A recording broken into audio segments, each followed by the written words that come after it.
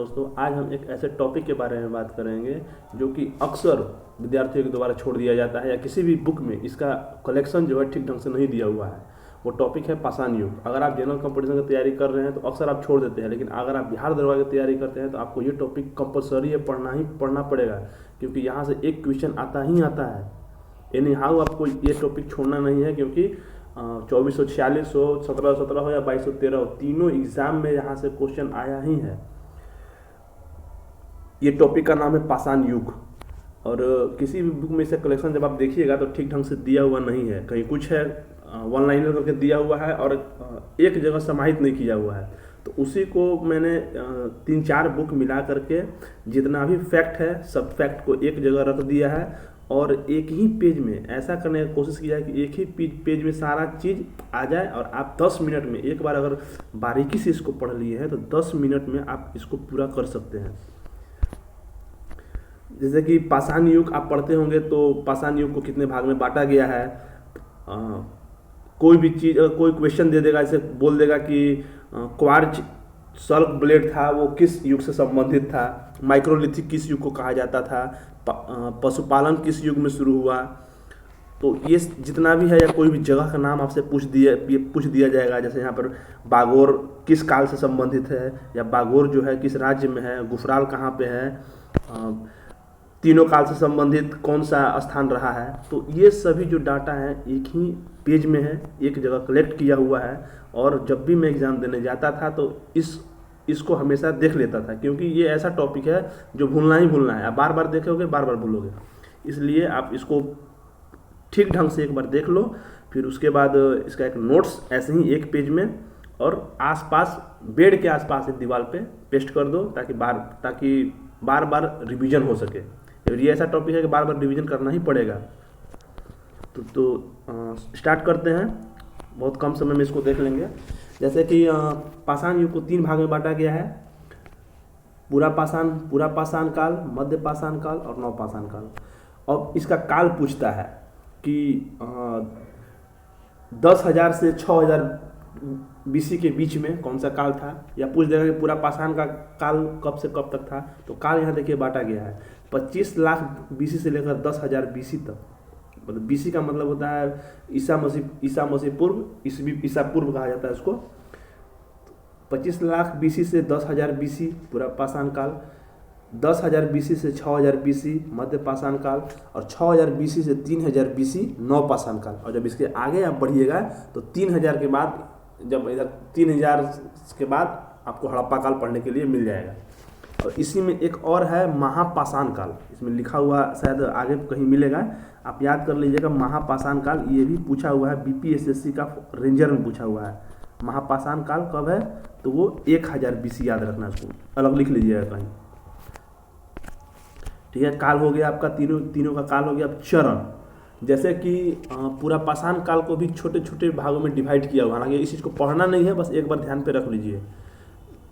पूरा पाषाण काल को 3 भाग में बांटा गया है, नवपाषाण काल को 2 भाग में बांटा गया है। जैसे पूरा पाषाण काल को पूरा पाषाण, मध्य पूरा पाषाण, उच्च पूरा पाषाण। उतना इंपॉर्टेंट नहीं है ये, इसको आप इग्नोर कर सकते हैं। आगे लक्षण, आपसे पूछेगा कि कैसे हम समझेंगे कि ये पूरा पाषाण में क्या होता था, मध्य पाषाण में क्या होता था, नवपाषाण में क्या होता था। तो लक्षण यहाँ पे लिखा हुआ है, कैसे समझेंगे। तो पूरा पाषाण के जो लोग होते थे सिर्फ शिकार करते थे, कहीं भी कोई मिला, कोई जानवर देखे, मारा और उसे खा गया, ऐसा होता था पूरा पाषाण काल में। मारा, खा गया और आगे बढ़ गए। फिर धीरे धीरे वो लोग डेवलप किए। तो डेवलप करने के साथ साथ वो लोग जब किसी जानवर को मारते थे, मारकर अपना पेट भर लेते थे, लेकिन जो बचता था मांस या जो भी बच जाता था खाने के बाद, उसको वो लोग रख लेते थे कि आज सुबह में खा लिए तो शाम को इसी से खा लेंगे। तो यहाँ से संग्रह करना शुरू कर दिए। जब संग्रह करना शुरू किए तो वो आ गया आपका मध्य पाषाण काल में। ठीक है, तो यहाँ पे सिर्फ शिकार करते थे, शिकार करके निकल जाते थे। मध्य काल में शिकार के साथ साथ खाद्य संग्रह करने लगे, यानी रखने लगे। लेकिन अभी भी वो खाना बदोशी थे, खाद्य संग्रह करते थे, लेकिन थोड़ा बहुत बचता था वो रखते थे और लेकर उसे निकल जाते थे।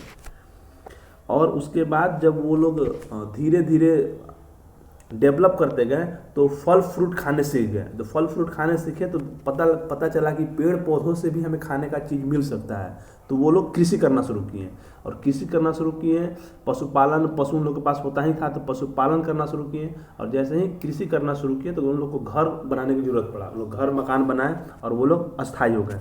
तो कृषि शुरू हो गया, पशुपालन तो हो ही रहा था, और अस्थायित्व तो उनको मिला कृषि से, और समाज क्या हो गया, अस्थायी हो गया। अब एक तरह का समाज डेवलप करने लगा। जब कहीं भी एक 2 4 10 आदमी जब जुड़ते हैं तो एक तरह का समाज डेवलप होता है, समाज बनता है, तो समाज का भी निर्माण शुरू हो गया। तो पूछ देगा आपसे समाज का निर्माण कब से हो गया, तो नवपाषाण काल में। अस्थायी निवासी कब हो गए, तो नवपाषाण काल में। और ये खाद्य संग्रह कब किए, तो मध्यपाषाण काल में। तो ऐसे ही देखना है। इसी तरह से एक और लक्षण पाया जाता है इसमें कि अंतिम संस्कार कब से शुरू हुआ था। अंतिम संस्कार हुआ था मध्यपाषाण काल से हुआ था, यहाँ पे देखिए, ठीक है। अब आगे आपको चलेगा कि औजार किस काल में किस तरह का यूज होता था, ये इंपॉर्टेंट है। और यहाँ से आपका एक क्वेश्चन जो माइक्रोलिथिक जो है ये पूछा हुआ है। जैसे कि औजार होता था पूरा पाषाण, पहले के लोग बहुत बड़े बड़े पत्थर का यूज करते थे किसी का शिकार करने के लिए। और ये आगे पढ़े ना कि वो शिकार करते थे, मांस को खा जाते थे, फिर बाद में संग्रह करने लगे। तो वो शिकार करते कैसे थे, तो औजार से। तो पूरा पाषाण काल में बहुत बड़े बड़े औजार हुआ करते थे। तो क्वारजाइट हो गया, सल्क ब्लेड हो गया। और उसके बाद जैसे जैसे डेवलप किए तो उन लोग औजार को नुकीला करते चले गए, छोटा और नुकीला, कि शिकार करने में आसानी हो। तो उसी को कहा गया सूक्ष्म पत्थर, सूक्ष्म औजार बना लिया। और इसी को सूक्ष्म को अंग्रेजी में कहा जाता है माइक्रोलिथ। तो पूछा हुआ क्वेश्चन है ये कि माइक्रोलिथिक किस काल को कहा जाता है, तो मध्यपाषाण काल को कहा जाता है। और बाद में नवपाषाण काल और डेवलप किया तो उन लोग स्लेट बनाने लगे। ये औजार से रिलेटेड हो गया टॉपिक। आगे लिखा हुआ है स्थल, महत्वपूर्ण स्थल। उससे पहले एक और बात यहाँ पे है, खोज। तो देखिए आग का खोज कब हुआ था, तो आग पूरा पाषाण काल में ही हो गया था खोज। लेकिन आग का यूज कब हुआ था, तो वो आग का यूज शुरू हुआ था मध्यपाषाण काल में। खोज तो हो ही गया था लेकिन उन लोगों को पता नहीं था कि ये आग करता क्या है। लेकिन किसी तरह एक दिन जंगल में आग लगी और वहाँ से जले हुए पशु पक्षी को उन लोग खाए तो उन लोग को अच्छा लगा। तो समझ गया कि ये आग से जला हुआ है और ऐसे ही हम खा सकते हैं। तो प्रयोग करना सीखे मध्यपाषाण काल में। और कुल्हाड़ी का भी प्रयोग मध्यपाषाण काल में किया गया, ठीक है। और नवपाषाण काल में क्या आ गया, जब कृषि आया, धान गेहूँ होने लगा, ये सब कृषि करने लगे तो उनको परिवहन करना सीखे। पशु तो उनके पास था ही, तो परिवहन करने के लिए पहिया बनाना शुरू किया उन लोग। तो पहिया का आविष्कार कब हुआ, नवपाषाण। इसको हम अंडरलाइन कर रहे हैं, इसको गौर कीजिएगा, वो कहीं ना कहीं पूछा हुआ है पहिया। तो अब महत्वपूर्ण स्थान, यहाँ से देखिए एकदम इम्पोर्टेंट टॉपिक है। ये जो स्थान है एकदम इम्पोर्टेंट है। और ये भी आप इसमें ध्यान दीजिएगा कि जहाँ जहाँ ग्रीन मार्किंग है या ग्रीन पेन से लिखा हुआ है, रेड पेन से लिखा हुआ है, वो पूछा हुआ है। और उसको हम हाईलाइट करके अपने नोट्स में हम रखे हुए हैं, ताकि हम जब भी पढ़ते थे तो उन टॉपिक को कभी नहीं छोड़ते थे जो ग्रीन से या रेड से लिखा हुआ था। क्योंकि ये क्वेश्चन पूछा हुआ है और रिपीट यहीं से क्वेश्चन करेगा। तो जगह के बारे में भी देख लीजिए, जैसे कि कौन सा जगह किस काल से है, इसको और छोटा करके दिखाते हैं एक बार। जैसे कि पूछ देगा आपसे भीमबेटका जो है किस काल से संबंधित है, तो पूरा पाषाण से है। आदमगढ़ किस काल से है, तो मध्यपाषाण काल से है। कोल्डीवा कब किस काल से है, तो नवपाषाण काल से है। तो ऐसा एक पेज जरूर बना लीजिएगा, एक ही पेज में सब हो जाएगा। अब आते हैं कौन जगह किस काल से संबंधित है, वो एक तरफ हो गया। और कहाँ से क्या क्या चीज़ मिला है और कौन सा जगह किस राज्य में पड़ता है, तीन ही चीज़ याद रखना है। एक स्थान जैसे कि भीमबेटका हो गया, यहाँ पे भीमबेटका लिखा हुआ है भीमबेटका हो गया।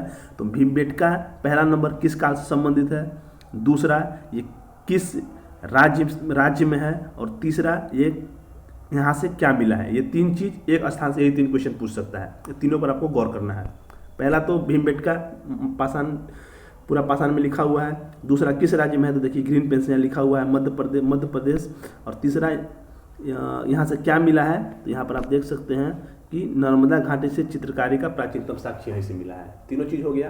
तो ऐसे ही आपको एक शॉर्ट नोट्स बनाकर रख लेना है। जैसे कि अब नाम बोल रहे हैं अतिरपक्कम, कहाँ पे है, तमिलनाडु में है, हथनौरा मध्य प्रदेश में है। यहाँ से क्या मिला है, दोनों जगह से क्या मिला है, तो मानव खोपड़ी के प्रथम साक्ष्य एवं हैंड एक्स है ना, हाथ हैंड एक्स, आपको ये कटा हुआ जो हाथ का तो हाथ का हड्डी से क्रॉस का निशान बना है, उसी को हैंड एक्स कहा जाता है। कहाँ से मिला है, तो हथनौरा से और पलवरम से, जो मद्रास में है। तो ये पलवरम पूछा हुआ है, इसको देख लीजिएगा, ये जो पलवरम है ये पूछा हुआ क्वेश्चन है, बाद में उसको हम लिखे हैं, देख भी रहे होंगे, दूसरा पेन से लिखा हुआ है। हैंड एक्स कहाँ से मिला है, पलवरम से। भीमबेटका कहाँ है, मध्य प्रदेश, ये तो इम्पोर्टेंट है एकदम, सभी लोग जानते होंगे। भीमबेटका मध्य प्रदेश में है। और ये नर्मदा घाटी जो चित्रकारी पूछा जाता है कि चित्रकारी का प्राचीनतम साक्ष्य कहाँ से मिला है, तो चित्रकारी का प्राचीनतम साक्ष्य यही नर्मदा घाटी से मिला है, जो भीमबेटका मध्य प्रदेश में पड़ता है। ठीक है, और आगे है, अभी हम देख रहे हैं पूरा पाषाण काल का केवल, आगे है और एक और चीज़ है, नर्मदा घाटी चित्रकारी हो गया। और तीनों ये चित्रकारी किससे संबंधित है, तो तीनों काल से, मतलब पूरा पाषाण, मध्य पाषाण और नव पाषाण, तीनों काल से संबंधित है वो चित्रकारी। मिर्जापुर जो है, वहाँ से तीनों काल का औजार मिला है, पूरा पाषाण, मध्य पाषाण, नव पाषाण, तीनों काल का औजार कहाँ से, मिर्जापुर से। और लंघनाज जो कि गुजरात में है, यहाँ से मिला है 14 मानव कंकाल और पशुओं का हड्डी और कब्रिस्तान मिला है। ये हो गया आपका एक कंप्लीट हो गया पूरा पाषाण का। अब देखते हैं मध्य पाषाण में, चौपानी मांडो यूपी में है, मृतभांड के प्राचीनतम साक्ष्य, बहुत इंपॉर्टेंट है ये, मृतभांड का प्राचीनतम साक्ष्य यहीं से मिला है। मृतभांड से याद आया कि आप लोग पढ़ते होंगे गौरिक मृतभांड, चित्रित धूसर मृतभांड, पेंटेड ग्रे। यहाँ पे 2446 के मेंस में यही क्वेश्चन पूछा था कि पेंटेड ग्रे जो है वो किस काल से संबंधित है, पूरा पाषाण, मध्य पाषाण या नव पाषाण, तो वो नव पाषाण से संबंधित था। ये 2446 का मेंस में पूछा हुआ क्वेश्चन था। तो ये देखिए, चौपानी मांडो मृतभांड का प्राचीनतम साक्ष्य यहाँ से मिला है। सराय नहर, ये सबसे लेटेस्ट है, सराय नहर, ये बहुत इंपॉर्टेंट है, यूपी में है। ये सिर्फ जगह पूछ दिया था कि सराय नहर जो प्रागैतिहासिक काल से संबंधित एक स्थान है वो किस राज्य में, तो वो यूपी में। बागौर राजस्थान में है, आदमगढ़ मध्य प्रदेश में है। ये दोनों से क्वेश्चन बहुत बार रिपीट किया गया है, ये जो दोनों स्थान है बागौर और आदमगढ़, यहाँ से मिला है पशुपालन का प्राचीनतम साक्ष्य जो है वो मिला है यहीं से, बागौर से और आदमगढ़ से मिला है। बागौर राजस्थान, आदमगढ़ मध्य प्रदेश। एक और चीज़ यहाँ पर नोटिस करने वाला है कि आपको कहीं कहीं मिलेगा पशुपालन, कहीं कहीं नव पाषाण काल मिलेगा और कहीं कहीं मध्य पाषाण काल मिलेगा। तो आप एकदम याद कर लीजिएगा कि पशुपालन का प्राचीनतम साक्ष्य मध्य पाषाण काल है, जो कि बागौर और आदमगढ़ दो जगहों से इसका साक्ष्य मिला है। और पहला पाला जाने वाला जो जानवर था वो कुत्ता था। और कहीं कहीं नव पाषाण काल इसलिए दे देता है कि मध्य पाषाण के बाद नव पाषाण काल आता है, और उसी के बीच में जो मध्य पाषाण खत्म हो रहा था और नव पाषाण शुरू हो रहा था, तो उसी में जानवरों को पाला गया था, इसीलिए उस काल को संक्रमण काल भी कहा जाता है। तो किस काल में, तो संक्रमण काल आप जनरली मध्य पाषाण काल बोल सकते हैं, यही देता है, आंसर में भी यही आता है।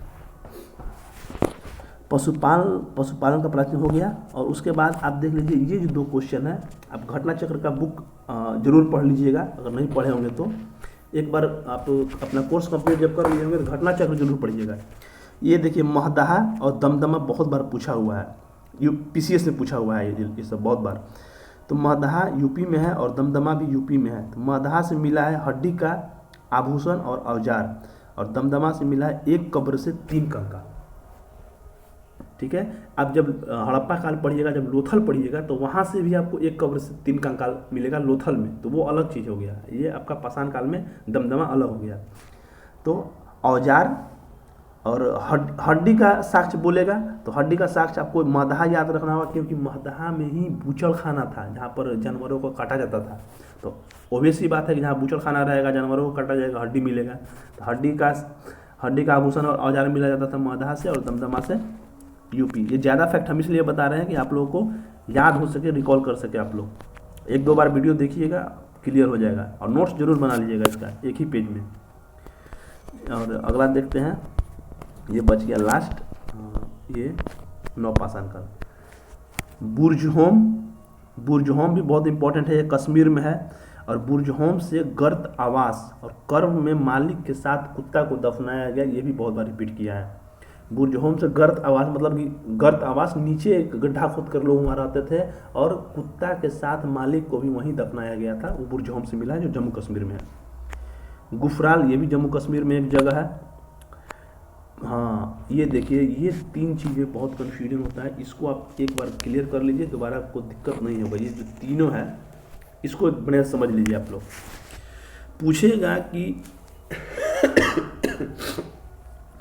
पूछेगा कृषि का प्राचीनतम साक्ष्य कहाँ से मिला है, तो पहले आंसर आता था मेहरगढ़ कृषि का, लेकिन अब का जो रिसर्च हुआ है उसमें पता चला है कि लहुरा देव, मेहरगढ़ अब नहीं रह गया, अब आ गया लहुरा देव। तो कृषि का प्राचीनतम साक्ष्य जो है वो हो गया है लहुरा देव, और पहले हुआ करता था मेहरगढ़। अगर लहुरा देव ऑप्शन में नहीं रहेगा तो आपको मेहरगढ़ मारना है, क्योंकि यहाँ पर लहुरा देव में जो कृषि होता था वो 9000 BC में होता था, और जो मेहरगढ़ में होता था कृषि जो साक्ष्य मिला है वो 7500 BC यानी 1500 वर्ष पूर्व लहुरा देव में कृषि हो चुका था। उसके बाद ये मेहरगढ़ में हुआ था। नवीनतम खोज के अनुसार लहुरा देव आंसर होगा। और यहाँ पे याद ध्यान में ये रखना है कि लहुरा देव यूपी में है, मेहरगढ़ पाकिस्तान में है। कृषि हो गया। अब कृषि से संबंधित देखिएगा चावल पूछेगा, एक यहाँ पे थोड़ा सा बैलेंस करना है। चावल का प्राचीनतम साक्ष्य कहाँ पे है, तो कोल्डिहुआ से मिला है। चावल का प्राचीनतम साक्ष्य पूछेगा कोल्डिहुआ। कृषि का प्राचीनतम साक्ष्य लहुरा देव ऑप्शन में नहीं रहेगा तो मेहरगढ़।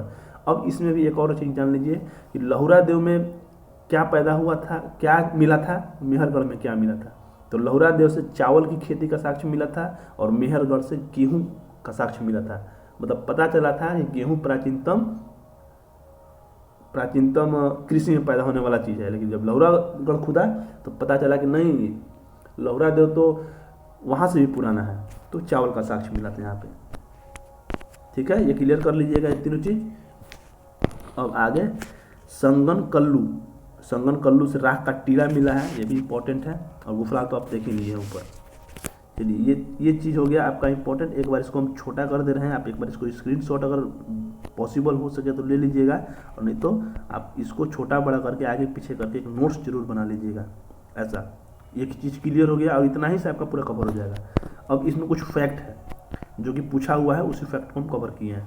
जैसे कि नौदा टोली कहाँ पर है और किसने खोजा, दोनों चीज़ पूछा हुआ है। तो नौदा टोली मध्य प्रदेश में है और HD शंकरिया ने इसका उत्खनन करवाया था। मेहरगढ़ पाषाण काल से लेकर हड़प्पा सभ्यता तक का साक्ष्य यहाँ से मिला है, मेहरगढ़ से। ठीक है, और प्राचीन अस्थायी जीवन का साक्ष्य भी यहीं से मिला है। भीमबेटका तीनों काल का चित्रकारी, ये सब एकदम पूछा हुआ फैक्ट है, याद रखिएगा। और मिर्जापुर से तीनों काल का औजार मिला है। यहाँ भी हम बोल दिए थे मिर्जापुर, ये देखिए यहाँ भी जब बताए थे तो हम बोले थे कि मिर्जापुर से तीनों काल का, यहाँ भी जब पढ़ाए थे तो बोले थे कि मिर्जापुर से तीनों काल का साक्ष्य, और यहाँ से भी तीनों काल का साक्ष्य मिला है। चलते हैं अब आगे। अब देखिए यहाँ पे एक छोटा सा नोट्स है, जो कि जहाँ भी हमको सिर्फ फैक्ट मिला है, जो क्वेश्चन में मिला है प्रीवियस ईयर में, उसी को एक जगह संग्रहित कर दिए हैं। ये देखिए इतना है, ज़्यादा नहीं है, सिर्फ क्वेश्चन जो मिला है उसको संग्रहित किया है। एक बार इसको आप देख लीजिएगा और एक पेज में इसको भी लिख लीजिएगा। जैसे कि इतिहास को 3 भाग में बांटा गया है, आप सब लोग जानते हैं। एक बार फिर से देख लेते हैं यहाँ पे। प्राग ऐतिहासिक काल, आदि ऐतिहासिक काल और ऐतिहासिक काल। प्री हिस्ट्री, प्रोटो हिस्ट्री और हिस्ट्री। प्राग ऐतिहासिक उसको कहते हैं जब कोई साक्ष्य नहीं मिला है, न लिखित है, न पढ़े, न कोई भी लिखित साक्ष्य नहीं है। आग ऐतिहासिक काल उसको बोलते हैं लिखित साक्ष्य तो मिला है लेकिन पढ़ा नहीं जा सका, जैसे सिंधु घाटी सभ्यता, हड़प्पा सभ्यता लिखा हुआ है लेकिन आज तक कोई नहीं पढ़ पाया है। ऐतिहासिक तो आप लोग जान ही रहे हैं। अब इसमें कुछ फैक्ट है, फैक्ट को बस आपको याद कर लेना है। रॉबर्ट ब्रूस ने सर्वप्रथम खोज करने की शुरुआत की थी। पूरा पाषाण युग में इसका नाम आप जब पढ़िएगा, कोई अच्छा बुक आप राइटर का पढ़िएगा तो उसमें आपको मिल जाएगा रॉबर्ट ब्रूस, जो कि पहली बार खोज करना शुरू किए थे पूरा पाषाण युग का।